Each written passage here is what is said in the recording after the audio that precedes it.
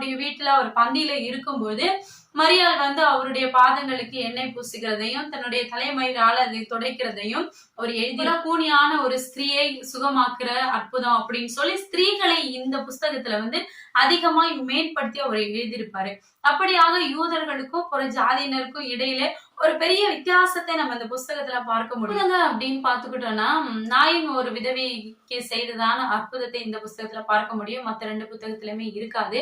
அதே போல பேதுரு வந்து இரவு முழுவதும் பிரயாசப்பட்டும் ஒரு மீனும் கிடைக்காம வலையை பழுது பார்த்து கொண்டிருந்த பொழுது ஏசப்பா போய் அங்க ஒரு அற்புதத்தை செய்கிறாரு.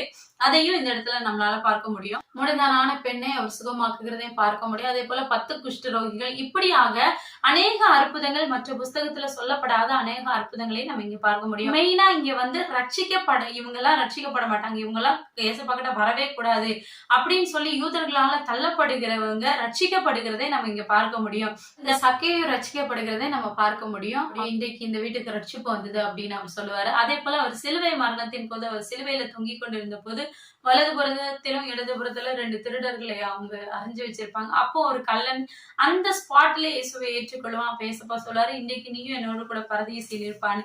சோ அப்படிப்பட்ட ஒரு திருடன் கூட ரட்சிக்கப்படுகிறதே நம்மளால இந்த புஸ்தகத்துல வாசிக்க முடியும். அப்படியா இந்த புஸ்தகத்தை நாம் தியானிக்கும் பொழுது உலகத்துல இருக்கிறதான சகல ஜாதிகளுக்கும் இது ஒரு கர்த்தருடைய ஒரு முக்கியமான ஒரு சுவிசேஷமாக நாம் பார்க்க முடியும். அதில யோவான் ஸ்நாபகன் தொடங்கி அவர் பிறப்பதற்கு முன்பதாக ஆசாரியனாகிய சக்கேரியாவை தேவாலயத்துல சந்தித்து யோவான் ஸ்நாபகனுடைய பிறப்பை குறித்து அவர் சொல்லுகிற காரியமாக, கிறிஸ்துவனுடைய பிறப்பை குறித்து மரியாதை சந்தித்து காபிரியல் சொல்லுகிற காரியமாகட்டும், இந்த டீட்டெயில்ஸ் எல்லாமே நம்ம இங்க தெளிவா வாசிக்க முடியும். அப்படியாக இந்த புஸ்தகத்தை நம்ம எடுத்துக்கிட்டோம்னா 24 அதிகாரங்கள் கொண்ட இந்த புஸ்தகத்தை மெயினா ஒரு மெயின் பிரிவுகளாக 2ஆ பிரிக்கலாம். அதாவது அதிகாரம் 1 முதல் 9 அதிகாரம் வரைக்கும் 9:51 வசனங்கள் வரைக்கும் கிறிஸ்து யூதேயாவை சுற்றிலும் செய்ததான ஊழியங்களை நம்ம பார்க்க முடியும்.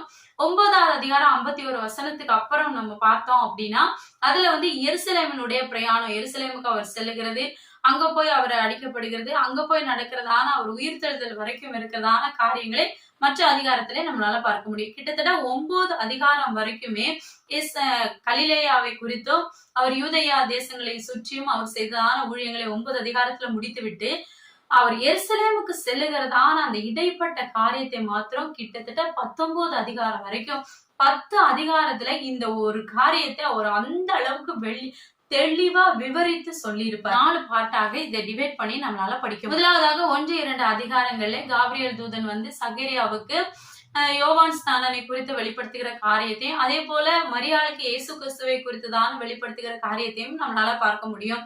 இவர்கள் இருவருடைய பிறப்பு, அவர்களுக்கு நடக்கிறதான முன் அறிவிப்பை குறித்து நம்ம இந்த இடத்துல பார்க்க முடியும். அதாவது 3-4 அதிகாரங்கள்ல யோவான் ஸ்நானனுடைய ஊழியம், அதை தொடர்ந்து இயேசு கிறிஸ்துவனுடைய ஊழியத்தின் ஆயத்தத்தையும் குறித்து நம்ம இங்க பார்க்க முடியும். அதிகாரம் 5 முதல் 19 வரைக்கும் இயேசு கிறிஸ்து செய்ததான ஊழியத்துல அவருடைய பிரயாணத்தை கர்த்தர் செய்ததான அநேக அற்புதங்களையும் அடையாளங்களையும் அவர் பேசுகிறதான உவமைகளையும் இந்த அதிகாரங்களே நம்மளால வாசிக்க முடியும். கடைசியா 19 முதல் 24 வரைக்கும் அவர் படுகிற பாடு, அவர் கல்வாரி சிலுவையில அவர் அடிக்கப்படுகிறது, அந்த மறுபடியும் அவர் உயிர் தெழுகிறதான காரியத்தை இந்த அதிகாரங்களே நம்மளால வாசிக்க முடியும். மற்ற புஸ்தகங்களை விட இதுல வந்து இயேசு கிறிஸ்துவை குறித்து அதிகமான டீட்டெயில்ஸ் இருக்கும்.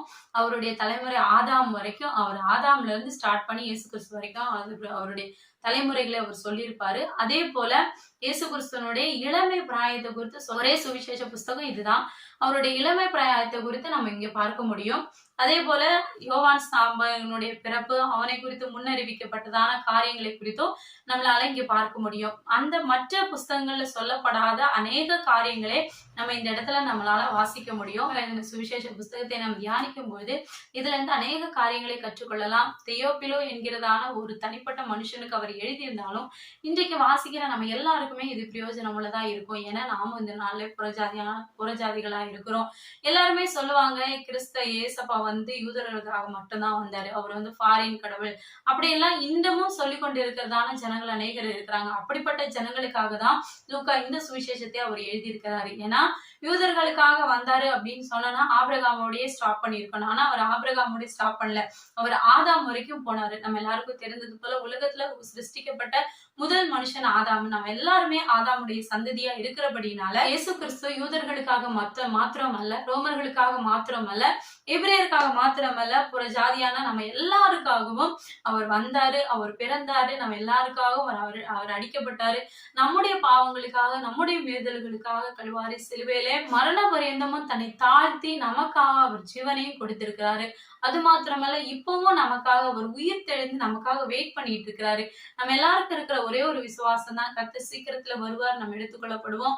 ஒருவேளை அவருடைய வருகை தாமதமா இருக்கும், ஏன்னா நாம் அந்த பரலோக ராஜ்யத்துல சென்று கண்டிப்பா ஒரு நாள் நம்ம அவரை தரிசிப்போம். அவரோடு கூட சேர்ந்து நித்திய காலமா அவரோடு கூட சேர்ந்து நம்ம அரசாளுவோம் என்று நாம் விசுவாசிக்கிறோம். எனக்கு பிரியமானவர்களே, இதை பார்த்து கொண்டு இருக்கிறவங்க, நீங்களும் உங்களை குறித்து உங்ககிட்ட அநேகர் சொல்றாங்களா, இல்ல இது ஃபாரின் கடவுள், இவர் யூதர்களுக்காக மாத்திரம்தான் வந்தாரு, இஸ்ரவேலுடைய கடவுள் அப்படின்னு சொல்றாங்களா? அப்படி சொல்றவர்களுக்கெல்லாம் எனக்கு பிரியமானவர்களே, இந்த லூக்கா எழுதின சுவிசேஷத்தை நீங்க அப்படிப்பட்டவர்களுக்காக ரெஃபர் பண்ணுங்க. இதை படிக்கும்போது அவங்களுக்கு தெரியும் அவர் யாருடைய கடவுள்னு. பூமியில இருக்கிற சகல மனுஷர்களுக்காகவும் தன்னுடைய ஜீவனை கொடுத்து இன்றமும் நமக்காக ஒரு பிதாவின் வலது பாட்சத்திலே அவர் நமக்காக பரிந்து பேசிக்கொண்டு நீங்க வேதத்தை வாசிங்க. நான் எப்பொழுதும் சொல்றது போலதான், கிடைக்கிற நேரத்தை எல்லாம் கர்த்தருடைய சமூகத்துல செலவழிங்க. கர்த்தருடைய சமூகத்துல இருக்கிற ஒவ்வொரு நிமிஷமே அது ஒரு இன்வெஸ்ட்மெண்ட் தான். நீங்க அவருடைய சமூகத்துல செலவழிக்கிற ஒவ்வொரு செகண்டுமே அது ஒரு இன்வெஸ்ட்மெண்டா கண்டிப்பா அது உங்களுக்கு திரும்ப கிடைக்கும். கர்த்தர் அதை உங்களுக்கு பிரயோஜனம் உள்ளதாய் மாற்றார். நீங்க அக்கௌண்ட்ல காசு போடுற மாதிரிதான் அவருடைய சமூகத்துல இருக்கிற ஒவ்வொரு நேரமும் அது விலையேற பெற்றது. கிடைக்கிற நேரத்தை கர்த்தருக்காக செலவு பண்ணுங்க. அந்த நேரத்தை கர்த்தருடைய சமூகத்துல காத்துருங்க. கர்த்தர் நிச்சயமா உங்களை ஆசீர்வதிப்பார். இந்த வார்த்தை உங்களுக்கு பிரயோஜனம் உள்ளதா இருக்கும் நான் விசுவாசிக்கிறேன். தொடர்ந்து வேதத்தை தியானிங்க. நம்முடைய சேனலை பாருங்க, அநேகருக்கு ஷேர் பண்ணுங்க. வேதம் வாசிக்கணும்னு விரும்புறவங்களுக்கு இது நிச்சயமா பிரயோஜனம் உள்ளதா இருக்கும்னு நான் நம்புறேன். நம்முடைய சேனலுக்கு சப்போர்ட் பண்ணுங்க, பிரேயர் பண்ணுங்க. நம்முடைய சேனலை குறித்து அநேகருக்கு ரெஃபர் பண்ணுங்க. கர்த்தர் நம்ம எல்லாரையும் ஆசீர்வதிப்பாராக. ஆமென். May God bless you.